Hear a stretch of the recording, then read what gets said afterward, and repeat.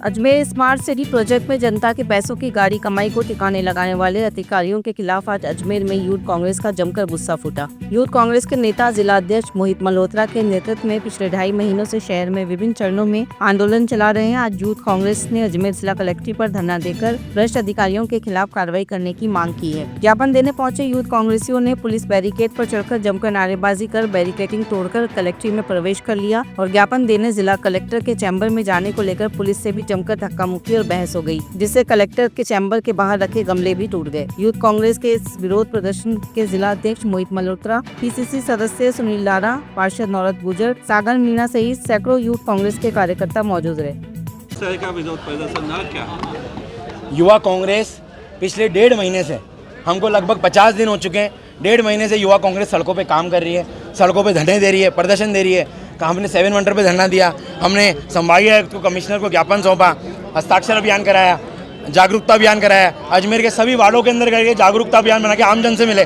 परंतु जो प्रशासन था, जो राजस्थान सरकार के मंत्री थे, जो अजमेर के विधायक थे, उनके कानों में जूं नहीं रेंग रही थी, कानों में रुई डाल के बैठे हुए थे, वो आंखों पे काला चश्मा लगा के बैठे हुए थे। इसलिए युवा कांग्रेस ने मीडिया के माध्यम से पिछले 10 दिन पूर्व ये मांग करी थी कि अगर युवा कांग्रेस की मांग पूरी नहीं की गई तो युवा कांग्रेस कलेक्ट्रेट के बाहर जिला मुख्यालय पे धरना देगी और धरने के बाद में कलेक्ट्रेट का घेराव करेगी।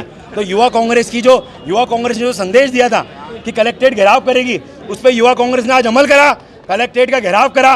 कलेक्ट्रेट का मुख्य द्वार तोड़कर युवा कांग्रेस अंदर गई और जिला कलेक्टर को हमने ज्ञापन सौंपा और जिला कलेक्टर को ये भी हमने कहा कि अगर हमारी मांग पर आपने कोई कार्रवाई नहीं की गई तो हम ये बोलते कि जिला कलेक्टर को इस पद पे बैठने की कोई गुंजाइश ही नहीं है, उनको इस्तीफा दे देना चाहिए। अगर वो अजमेर की जनता के लिए, अजमेर की जनता की 100 करोड़ की जो कमाई है, उसकी गाड़ी कमाई के पैसे का अगर वो रखवाली ही नहीं कर सकते तो यहाँ पे जिला कलेक्टर को इस्तीफा दे देना चाहिए।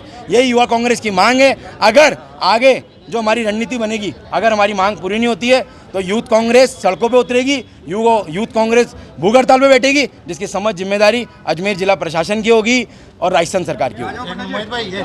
जी, आज किस तरीके का प्रदर्शन किया गया था? यूथ कांग्रेस 1 महीने से जिस तरीके से अजमेर में भ्रष्टाचार हुआ 100 करोड़ से ज़्यादा का, उसकी मांगों को लेकर के 1 महीने से प्रदर्शन कर रही है। आज इसी में उन लोगों का धरना प्रदर्शन था यूथ कांग्रेस का और कलेक्टर साहब को ज्ञापन देने का था, लेकिन ज्ञापन देने शांतिपूर्वक जा रहे थे। पुलिस प्रशासन ने जिस तरीके से छात्रों पर या यूथ कांग्रेस कार्यकर्ताओं पर लाठीचार्ज किया, वहाँ भी धक्का मुक्की करी, धक्के दिए।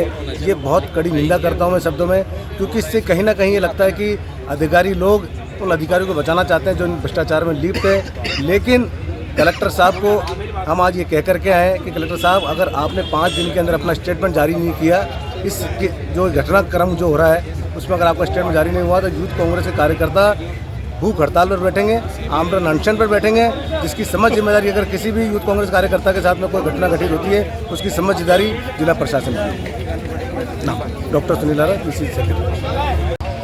आज अजमेर स्मार्ट सिटी में हुए घोटाले को लेकर यूथ कांग्रेस द्वारा प्रदर्शन किया गया। प्रदर्शन में सैकड़ों यूथ कांग्रेस के कार्यकर्ता मौजूद रहे और इन्होंने कलेक्टर का घेराव किया और तक मांग रखी कि जो इसमें पूर्व विधायक हो, चाहे महापौर हो, चाहे कलेक्टर हो, चाहे कोई भी प्रशासनिक अधिकारी जो इसकी भ्रष्टाचार की संलिप्तता में लिप्त है, उनके ऊपर कार्रवाई की जाए, कानूनी कार्रवाई की जाए और जो उनसे पैसे की उगाही की जाए, जो रिटायरमेंट हो चुके हैं उनसे भी वापस पैसों की उगाही की जाए, क्योंकि ये जनता का पैसा है और जनता के पैसों को नुकसान किया गया है इन भ्रष्टाचारियों द्वारा।